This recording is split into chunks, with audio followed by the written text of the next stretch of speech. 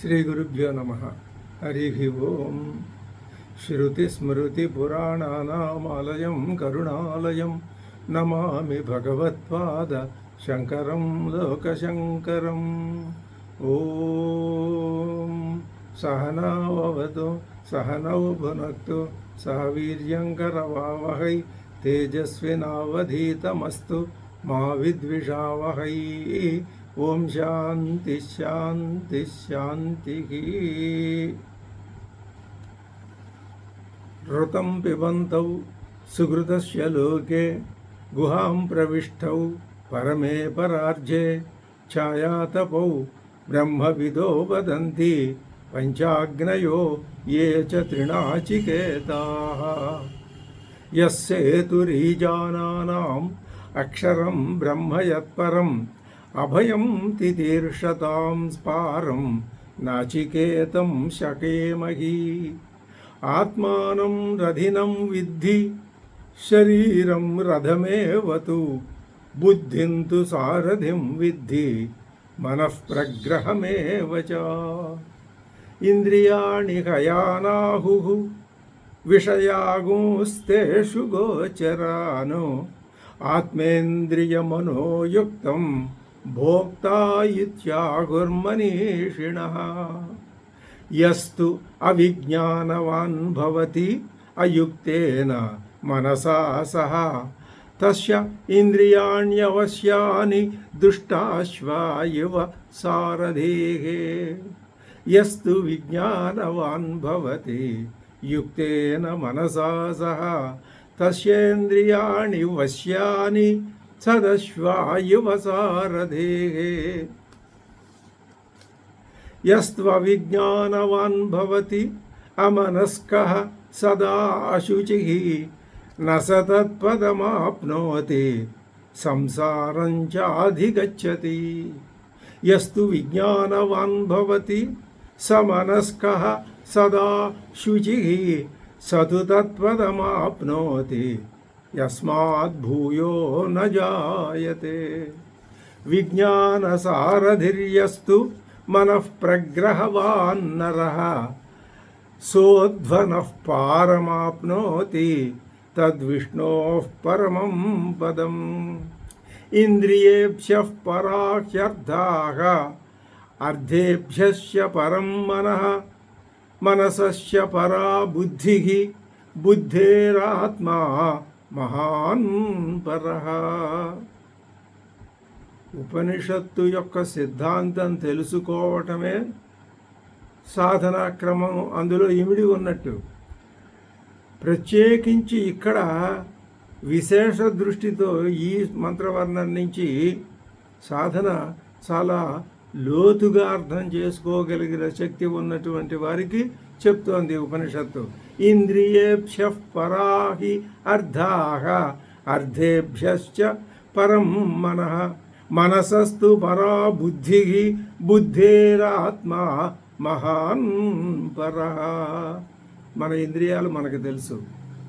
ఈ ఇంద్రియాలు మనని ఎటు తీసుకుపోతున్నాయో అటు సాధనా విధానం ఎటు తీసుకుపోతున్నాయో అటల్లా పడిపోకుండా నీలో ఉన్నటువంటి ఆ ప్రత్యక్తత్వాన్ని ప్రతిదాన్ని దాని వెనక ఉండి ఆ గమనించే తత్వాన్ని కనుక నువ్వు అలవాటు చేసుకుంటే ఉద్బుద్ధం చేసుకుంటే ఇప్పుడు ఆ ఇంద్రియాలని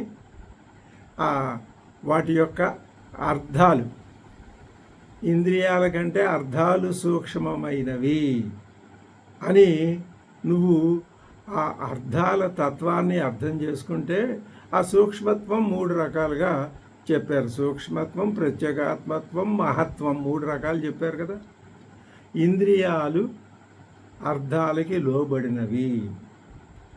అర్థేభ్యశ్చ పరం మనః అంటే మనం ఇంద్రియాలని అవి చెప్పినట్టు పోకుండా అర్థాలని కంట్రోల్లో పెట్టుకుంటే ఇంద్రియాలు అవే కంట్రోల్లోకి వస్తాయి. అర్థేభ్యశ్చ పరం మనః. ఇప్పుడు ఆ అర్థాలని కూడా అంటే ఆ విషయాల్ని కూడా ఏం చేయాలి? దానికంటే పరమైంది మనస్సు. మనస్సు నీకు బాగా తెలుసు, నీకు బాల్యం నీకు ఊహ వచ్చిన దగ్గర నుంచి ఈ క్షణం దాకా నీకు నీ స్నేహితుడే కదా నీ మనస్సు. విషయాలు నీ స్నేహితులు కాకపోవచ్చు, ఇంద్రియాలు నీ స్నేహితులు కాకపోవచ్చు, నీ మనస్సు నీ స్నేహితుడే. కాబట్టి నువ్వు మనస్సుని సూక్ష్మతరం చేసి ఆ ప్రత్యేగాత్మ ద్రత్వాన్ని అంటే మనస్సుని సాక్షిగా పెట్టుకుంటే ఇంద్రియాలు, ఆ ఇంద్రియాలని కంట్రోల్ చేసే అర్థాలు నీ దృష్టిలోకి వస్తాయి. ఆ విధంగా వాటిని నువ్వు క్షీణింపజేసుకుంటూ వెళ్ళు. ఇది ఒక రోజుతోటి 2 రోజులతోటి ఒక జీవితంతో అయ్యేటటువంటి సాధన కాదు ఇది. ఇప్పుడు తెలుసుకోకపోతే అసలు కాదు, తెలుసుకుంటే కొంతకాలానికైనా అవుతుంది. మనసస్య పరా బుద్ధి బుద్ధేరాత్మా మహాన్ పర. ఆ నిశ్చయాత్మకమైన ఆ బుద్ధిని కూడా నువ్వు చూస్తూ ఉండు. అదే మహత్తత్వం, అదే ఆత్మా మహాన్ మహత్తత్వం. ఆ మహతః పరం అవ్యక్తం, అవ్యక్తాత్ పురుషః పరః. అవ్యక్తం కంటే పురుషుడు పరమైనవాడు. పురుషాన్న పరం కించితు సా కాష్ఠ సా పరాగతి. అదే పరమమైనది. ఇంకా అంతకంటే వేరొక సూక్ష్మమైన మహత్వమైన ప్రత్యేగాత్మత్వం కలిగినటువంటి తత్వం మరొకటి లేదు. అది గనక నువ్వు నిరంతరం అనుభవించగలిగినట్లయితే అదే మోక్షం. ఏష సర్వేషు భూతేషు గూఢోత్మాన ప్రకాశతే. అక్కడ కొన్ని జాగ్రత్తలు చెప్పారు, అది కూడా మనం తెలుసుకుందాం. ఈ మహత్తత్వం మహానాత్మ ఉన్నదే, అది సర్వేషు భూతేషు గూఢ ఆత్మ న ప్రకాశతే. ప్రకాశించదు, గూఢంగా ఉంటుంది. అదే ఎందుకని ప్రకాశించదు, గూఢంగా ఉంటుందంటున్నారు. మరి ఏది ప్రకాశిస్తుంది? అవిద్య ప్రకాశిస్తుంది, విద్య ప్రకాశించదు.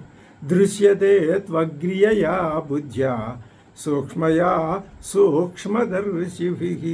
ఈ సంగతి కూడా చెప్పుకున్నాం. ఇప్పుడు చెప్తున్నారు ఇంకా అద్భుతమైనటువంటి సాధనా విధానం. ఏమని చెప్తున్నారు అంటే, యచ్చేత్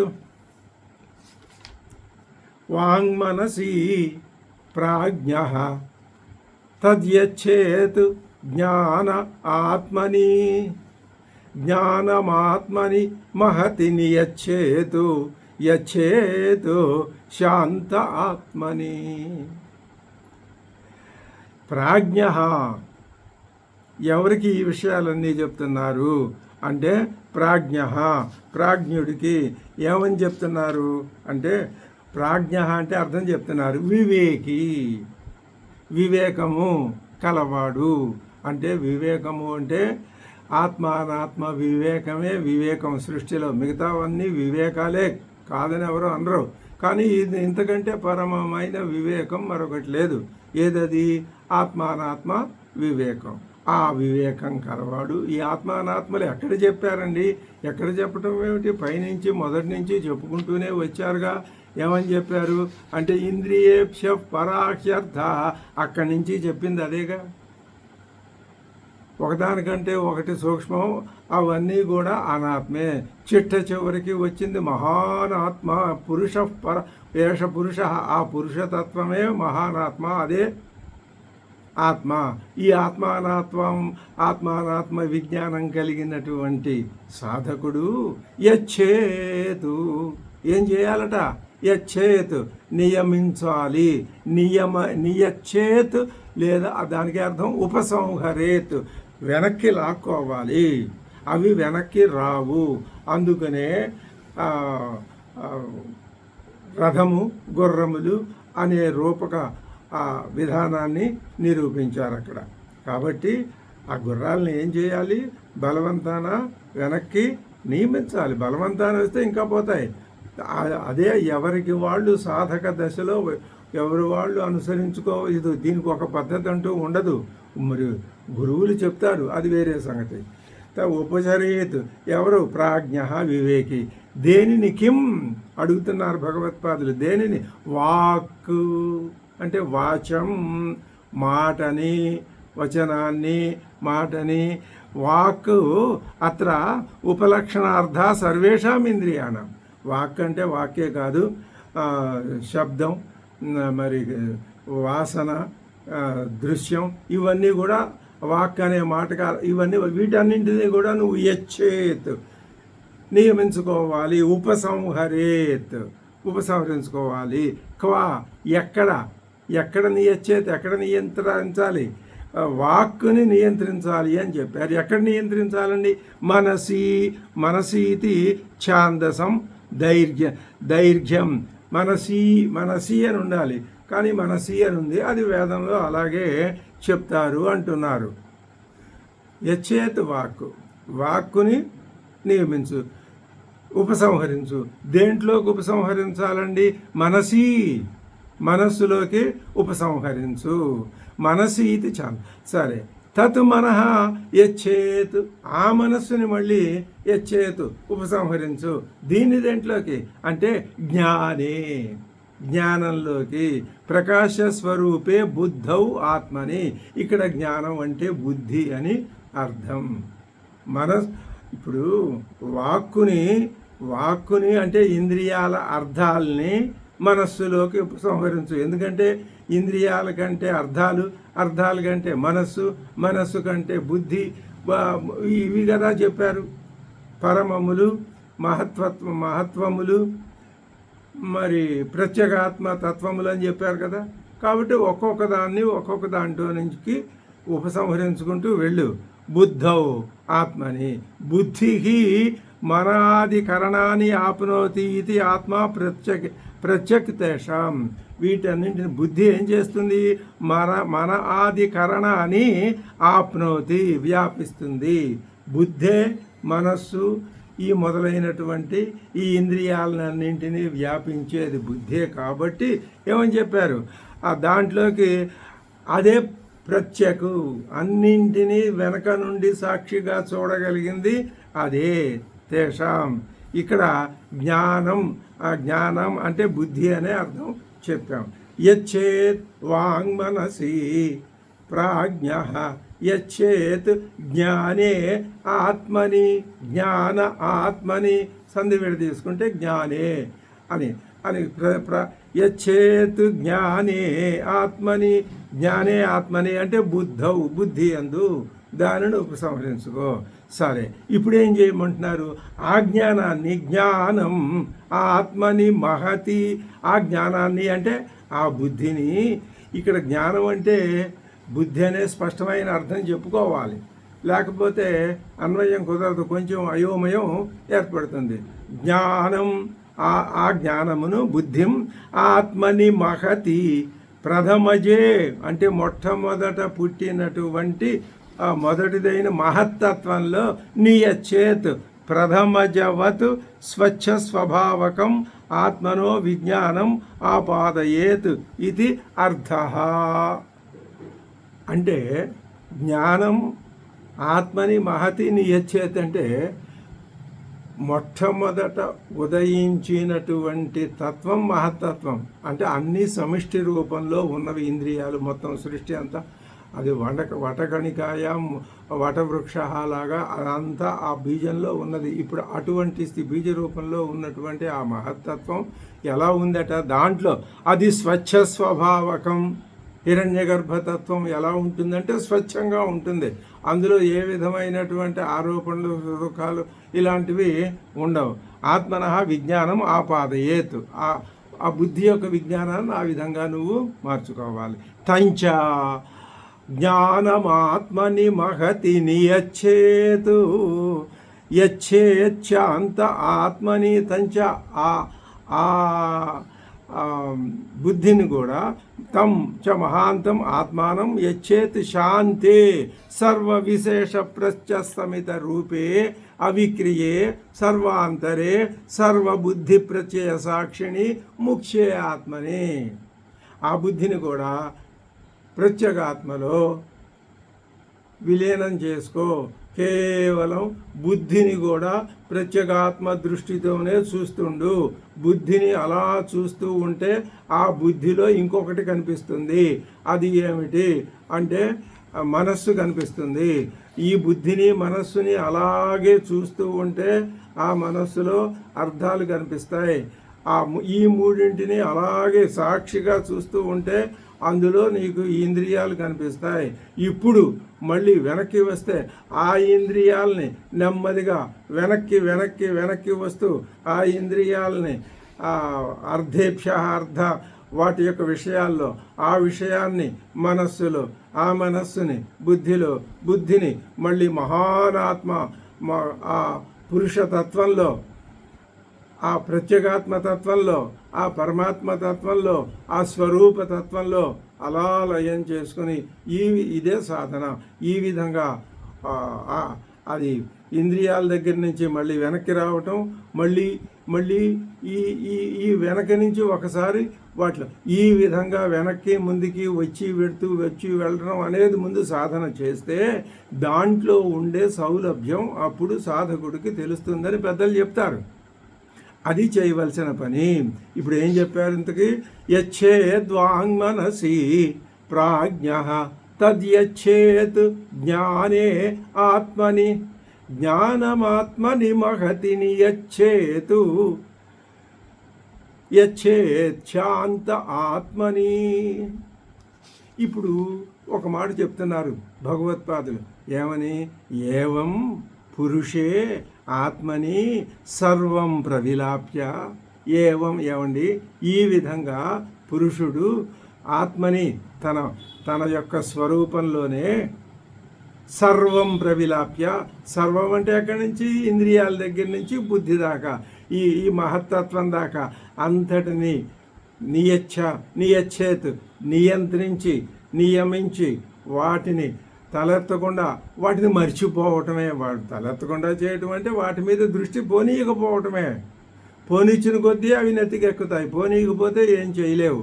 ప్రవిలాప్య నామరూప కర్మత్రయం యత్ మిథ్యాజ్ఞాన విజృంభితం క్రియాకారక ఫల లక్షణం స్వాత్మ యాథాత్మ్య జ్ఞానేన మరీచ్యుదక రజ్జు సర్ప గగన మలాని ఇవ మరీచి రజ్జు గగన స్వరూప దర్శనేన ఏవ స్వస్థ ప్రశాంతాత్మ కృతకృత్యో భవతి యతః తద్దర్శనార్థం. ఏమంటున్నారు అంటే ఈ విధంగా ప్రవిలాప్య ఏం చేయాలి? దేనిని? నామరూప. ఈ విధంగా చేస్తే ఏమవుతుంది అంటే ఏవం చక్కగా స్పష్టంగా విడమరిచి చెప్తున్నారు భగవత్పాదులు ఏం చేయాల్సింది. పురుషే ఆత్మని ఆ ప్రత్యక్తత్వంలో పూర్ణమైనటువంటి ఆ పురుషతత్వంలో నీ స్వస్వరూప తత్వంలో సర్వం, ఏ సర్వాన్నండి? సర్వం ప్రవిలాప్య, అంతటినీ ప్రవిలాపనం చేశాయి అంటే అందులో దాన్ని అది వేరే ఎక్కడికి పోదు. దాన్ని తీసుకొచ్చి ఈ ఆత్మతత్వంలో ప్రవిలాపనం చేయటం అంటే దాని యొక్క ప్రభావం ఏం లేకుండా అది కనపడకుండా చేసుకోవటమే ప్రవిలాపనం చేయటం అంటే.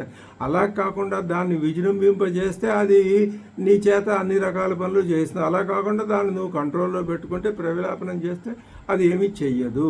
అలా ఏం చెయ్యాలండి ప్రవిలాప్య అంటే? నామరూప కర్మత్రయం యత్ మిథ్యాజ్ఞాన విజృంభితం క్రియాకారక ఫల లక్షణం.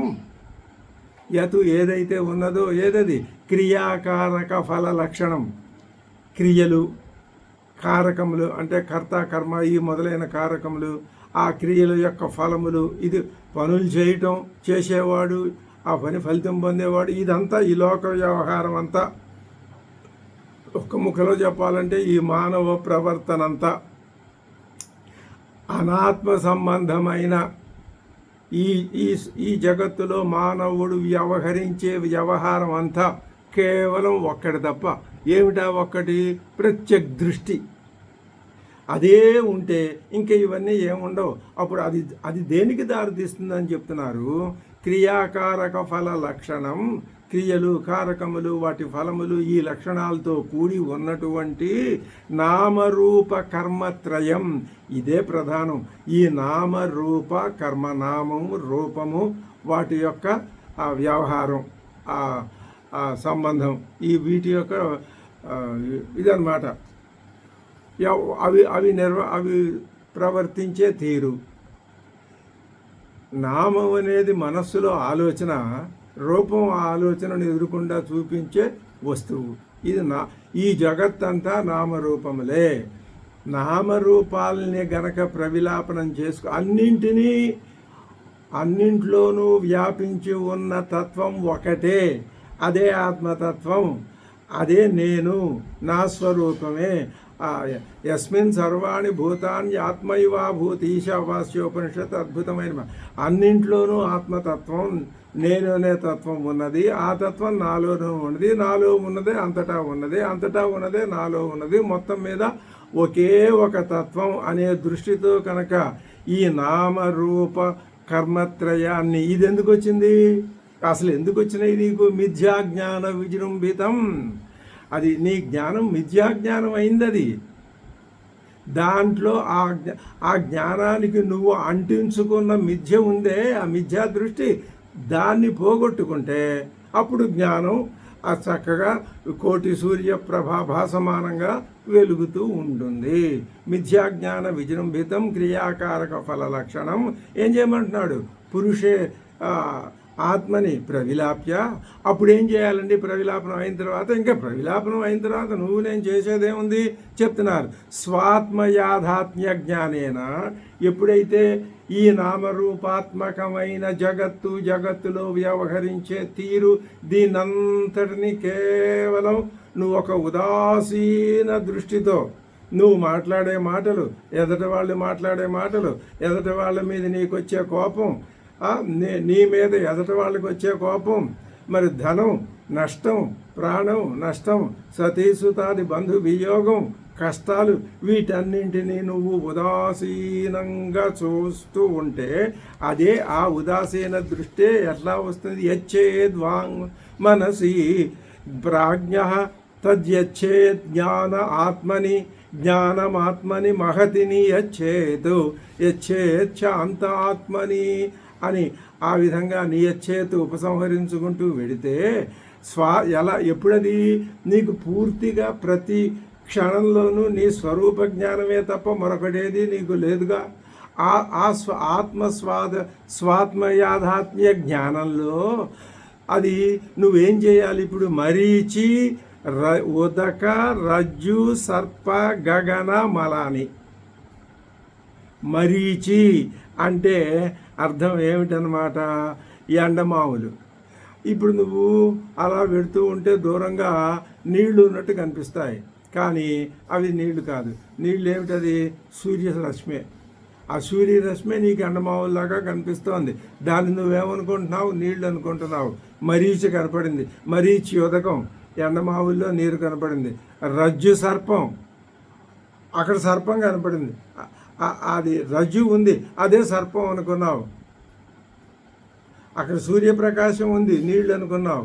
రజ్జు ఉంది, సర్పం అనుకున్నావు. గగన మలాని, పైకి తలెత్తి చూసావు, ఆకాశంలో మలం ఉంది. మలం అంటే నలుపు ఉంది. ఇప్పుడు 3 చెప్పారు. ఏమిటవి? మరీచ్యోదక, రజ్జు సర్ప, గగన మల. ఈ మూడింటిని ఎలాగా? మరీచి రజ్జు గగన స్వరూప దర్శనేన ఏవ. అక్కడ నువ్వు ఉదకం కాదు, మరీచిని చూడు. మరీచి దర్శనం. సూర్యరశ్మి కనిపిస్తుంది, ఏది పోతుంది? ఉదకం ఏది పోతుంది? నువ్వు సూర్యరశ్మి ఉన్న చోట నీరు చూస్తున్నావు. ఇప్పుడు అది నీరు కాదు, సూర్యరశ్మి అని చూడు, ఉదక దృష్టి పోతుంది. అలాగే రజ్జు, అక్కడ రజ్జు ఉన్న చోట సర్పం చూశావు. ఇప్పుడు నీకు ఆత్మయాథాత్మ్య స్థితి తెలిసింది. ఇప్పుడు నువ్వేం చేయాలి? ఆ సర్పభ్రమని తొలగించుకొని రజ్జువుని చూడు. అబ్బే, నేను చూసింది సర్పం కాదు, రజ్జువే అని చూడు. అలాగే గగన మలం, ఇప్పటిదాకా ఆకాశంలో నీలవర్ణం చూస్తున్నావు, ఇది నీలం కాదు, ఇది కాదు ఆకాశం, ఆకాశం స్వచ్ఛంగా ఉంది అని ఆ నీలవర్ణాన్ని విడిచిపెట్టి ఆకాశాన్ని చూడు. ఈ విధంగా సందర్శనైన ఏవా నువ్వు నీకు ఇదే అనాత్మని ఆత్మగా చూడటం అంటే ఇదే. ఎండమావుల్లో నీళ్లను చూడటం జ్ఞానం, అది నీరు కాదు, ఎండమావులు, సూర్యరశ్మి అలా కనపడుతోంది అని. రజ్జు సర్పం, రజ్జువులో సర్పం చూడటం, దాని యథార్థ జ్ఞానం తెలుసుకుంటే సర్పం పోయి రజ్జు జ్ఞానం కలుగుతుంది. గగన మలం, యథార్థ జ్ఞానం తెలుసుకుంటే స్వచ్ఛమైన గగనమే ప్రకాశిస్తుంది, మలం మధ్యలో ఉన్నది అనే అనిపిస్తుంది.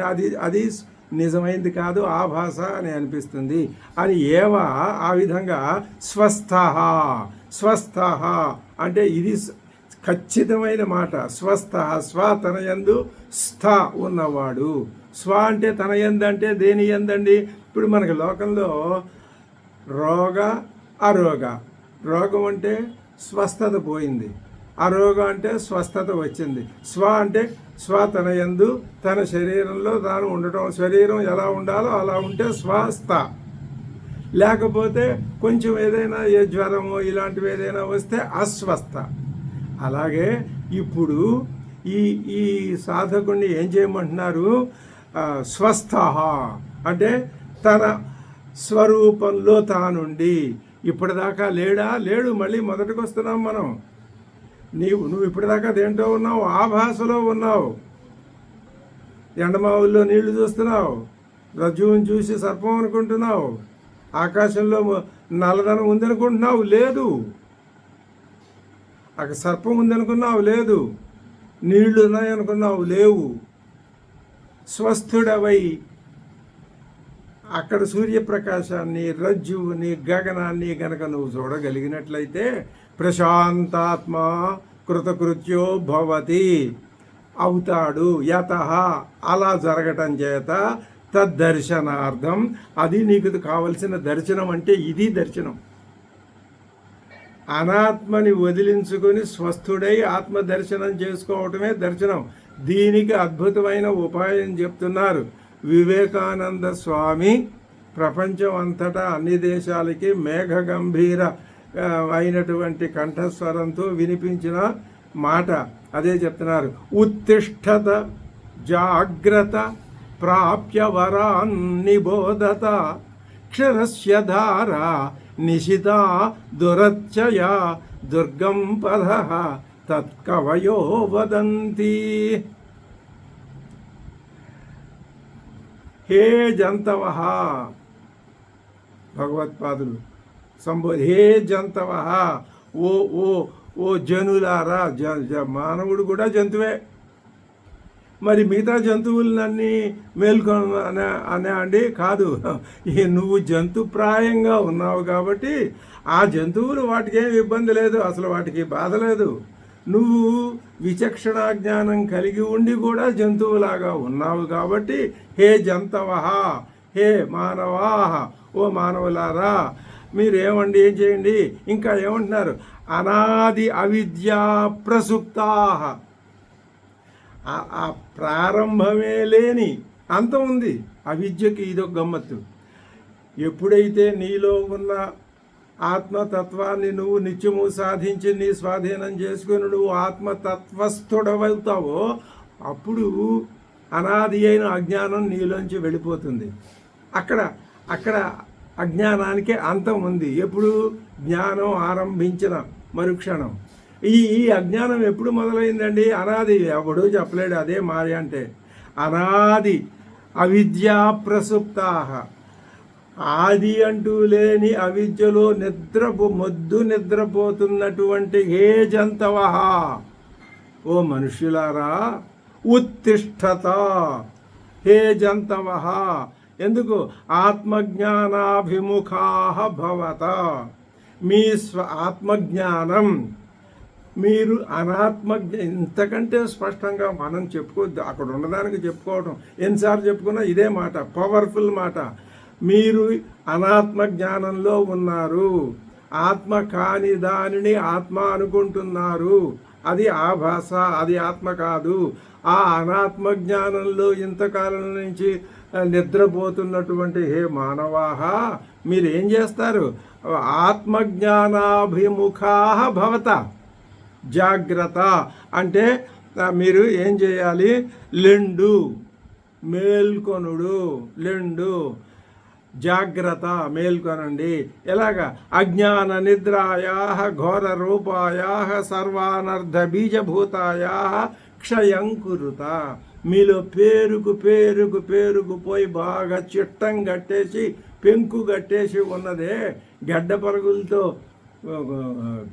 పొడిచిన ఏమాత్రం బీటలు వారని ఆ అజ్ఞానం ఉన్నదే, దాన్ని ఏం చేస్తారు మీరు?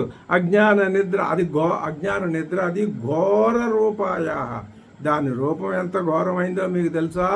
అటువంటి ఘోర రూపమైన అజ్ఞాన నిద్రని సర్వానర్థ బీజభూత, ఆ అజ్ఞానమే సర్వ అనర్థములకు బీజం, విత్తనం. దాంట్లో నుంచే అన్ని అనర్థాలు, ఇప్పుడు ఈ కష్టము సుఖము, ఈ ద్వంద్వాలు, ఇవన్నీ నీకు వచ్చే కష్టాలు సుఖాలు బాధలు అన్నీ దాంట్లో నుంచే వస్తాయి. నువ్వు ఆ అజ్ఞానాన్ని పోగొట్టుకుంటే అవన్నీ రావు. ఇంకా విత్తనమే పోయి నశించిపోయిందిగా. ఇంకా నేనేం చేస్తుంది? సర్వానర్థ బీజభూతాయా క్షయం కురుత. క్షయింపజేసుకోండి, క్షీణింపజేసుకోండి, లేకుండా చేసుకోండి. ఉత్తిష్టత, జాగ్రత్త అంటే ఇది అర్థం. ఉత్తిష్టత, జాగ్రత్త అంటే అర్థం ఇది. ఏమని చెప్తున్నారు భగవత్పాదులు? అనాద్య అవిద్యా ప్రసుప్తా ఉత్తిష్టత హే జంతవ ఆత్మజ్ఞానాభిముఖా భవత. ఉత్తిష్టత అంటే అది అర్థం. జాగ్రత్త, అజ్ఞాన నిద్రాయా ఘోర రూపాయా సర్వానర్థ బీజభూతాయా క్షయం కురుత. దాన్ని క్షయం చేసుకోండి.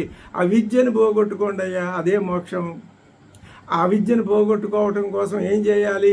అవిద్య అంటే ఏమిటో తెలుసుకోవాలి. ఇది బాగుందండి, జ్ఞానం అంటే ఏమిటో తెలుసుకొని మోక్షం పొందుదామని మేము అనుకుంటుంటే మీరు అవిద్యను తెలుసుకోండి అంటారు. అవిద్యనే తెలుసుకోవాలి. ఎందుకని? దాన్ని పోగొట్టుకోవటం. అది అందులో ఉన్న విశేషం. ఇప్పుడు ఉపనిషత్తులన్నీ సృష్టిని వర్ణిస్తాయి. ఎందుకు? అది అబద్ధం అని చెప్పడానికి. ఇది అద్భుతమైన విషయం. ముందు ఇదే వస్తుంది మనకి. కథం ఎలాగండి పోగొట్టుకోవటం? క్షయం గురుత అన్నారు మీరు, ఎంత తేలిక అండి అది? అవునయ్యా.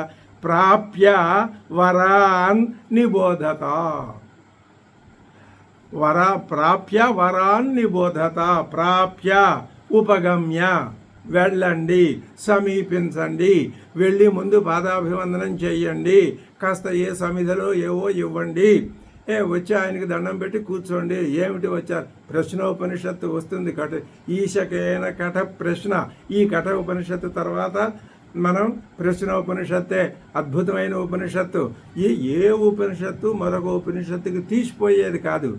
మనలో ఉన్నటువంటి అవిద్యని పోగొట్టడానికి 10 ఉపనిషత్తులు 10 రకాలైన ప్లాన్ వేసి నీకు ఇచ్చిన నువ్వు దాన్ని అమలు జరుపుకోవటమే. లేకపోతే మందే లోపం, వాటిదే ఉంది లోపం. వరాన్ అంటే ఎవరిని? ప్రకృష్టాన్ ఆచార్యాన్, గొప్ప అనుభవం కలిగిన ఆచార్యాన్, గురువు గారిని.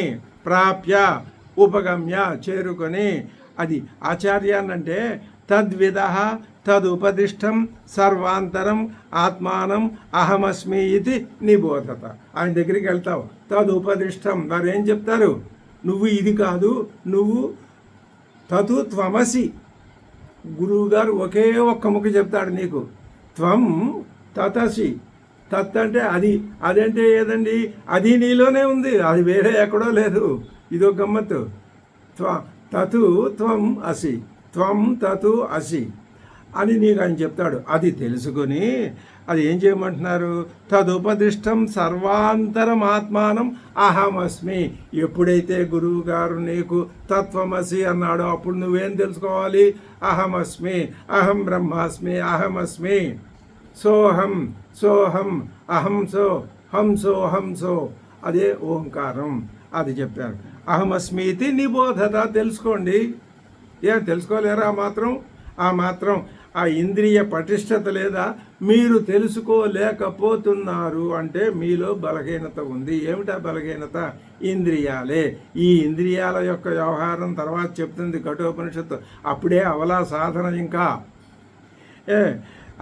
అవగచ్చత నిబోధత అంటే అర్థం ఏం చెప్తున్నారు? అవగచ్చత తెలుసుకోండి. నహి ఉపేక్షితవ్యం. ఇదిగో ఇలా ఎవరు చెప్తారండి?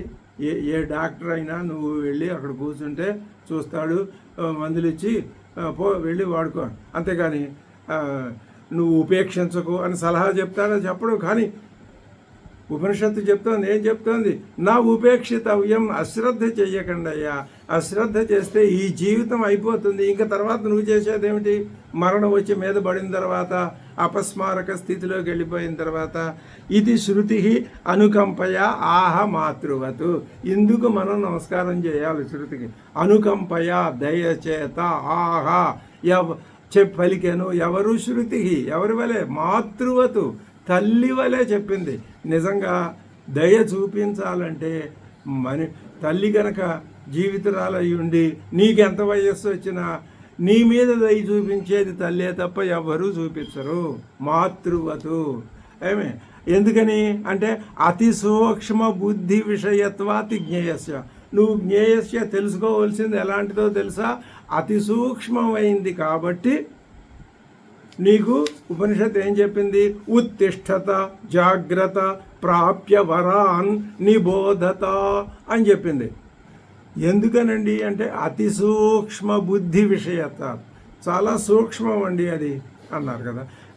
అదే కిమివ సూక్ష్మ బుద్ధి అంటే సూక్ష్మమైన బుద్ధి దేనిలాగా ఉంటుందండి అంటే ఇది ఉచ్యతే క్షరస్య ధారా నిశిత దురత్యయ దుర్గం పథస్తత్కవయో వదంతి.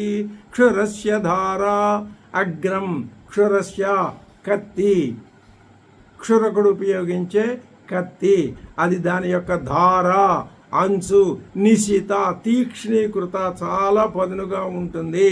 దురత్యయ దానిని నువ్వు అధిగమించలేవు, దానిని నువ్వేం చేయలేవు. దురత్యయ అంటే అర్థం చెప్తున్నారు స్వామివారు. దుఃఖేన అత్యయో యస్యాహస దురత్యయ అంటే దాని మీద నువ్వు నడిచి వెళ్ళటం, నడిచి వెళ్ళామంటే బాధలే కోసుకుపోవటం, నత్తులు రావటం ఇలాంటివి జరుగుతాయి. కాబట్టి చాలా ప్రయాసపడి దాని మీద నడవాలి నువ్వు. అది దురత్యయ అంటే. అటువంటి యథాసా పద్భ్యాం దుర్గమనీయ తథా దుర్గం, కాళ్ళ చేత నడిచి నువ్వు ఆ క్షురస్య ధార మీద వెళ్ళలేవు సుమా.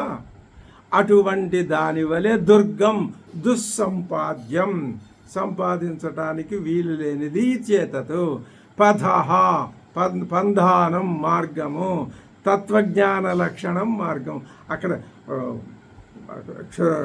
క్షురధార మీద ప్రయాణము అంటే తత్వజ్ఞానం కోసం సంపాదించటం కోసం చేసే పదము మార్గము అని అర్థము. అది కవయో అని ఎవరు చెప్తున్నారు ఈ మాట? కవయ మేధావిన వదంతి. క్షురస్య ధారా నిశిత దురత్యయ దుర్గం పథ. పథం ఎటువంటి? దుర్గం, వెళ్ళటానికి చాలా కఠినాతి కఠినమైంది అని ఎవరు చెప్తున్నారు? తతు కవయో వదంతి. కవయ మేధావిన వదంతి చెప్తున్నారు. ఎందుకనండి అలా చెప్తారు వాళ్ళు అంటే జ్ఞేయస్య అతి సూక్ష్మత్వాతు. జ్ఞేయం ఎలాంటిదో తెలుసా నీకు? చాలా సూక్ష్మాతి సూక్ష్మం. ఆ సూక్ష్మం ఎంత ఒకదానికంటే ఒకటి ఎంత సూక్ష్మం, ఎంత మహత్వం, ఎంత ప్రత్యక్తం ఉన్నాయి వాటిల్లో. ఆ మూడింటిని మర్చిపోతే మనం అసలు మనకి ఏమిటో తెలియదు, అయోమయ స్థితిలో పడతాం. జ్ఞేయస్య అతి సూక్ష్మత్వాతు తద్విషయస్య జ్ఞానమార్గస్య దుస్సంపాద్యత్వం వదత్. అది సూక్ష్మాతి సూక్ష్మమైంది కాబట్టి దాన్ని సాధించే మార్గం కూడా చాలా దుర్గం పథ, దుర్గమమైనది, చేరుకోవటానికి వీల్లేనిది, ప్రయాణించడానికి వీల్లేనిది, కాలు తీసి కాలు వెయ్యటానికి వీల్లేనిది. అంటే ఆచరణ చెప్పటం తేలికే కానీ ఆచరణ అసాధ్యం. మరి లోకం అంతా నూటికి ఎక్కడో భగవత్పాదులు లాంటి గురువు గారు ఒక్కడే. మరి ఆయన ఆ రోజుల్లో కూర్చుని తన చుట్టూ ఎంతమంది శిష్యులు ఉంటే అంతమందికి బోధించారో అది మనం ఊహించుకుంటేనే ఒళ్ళంతా పులకరించిపోయే స్థితి. అటువంటి ఆ గురువు గారి దగ్గరికి వెళ్ళి నువ్వు కూర్చుంటే ఆయన చెప్తాడు తప్ప వేరే రకంగా ఇది నీకు వచ్చేది కాదు. ఉత్తిష్టత జాగ్రత్త ప్రాప్య వరాన్ నిబోధత క్షురస్య ధారా నిశితా దురత్యయ దుర్గం పథస్తత్కవయో వదంతి. ఓం సహనావవతు సహనౌ భునక్తు సహ వీర్యంకరవావహై తేజస్వినావధీతమస్తు మా విద్విషావహై. ఓం శాంతి శాంతి శాంతి.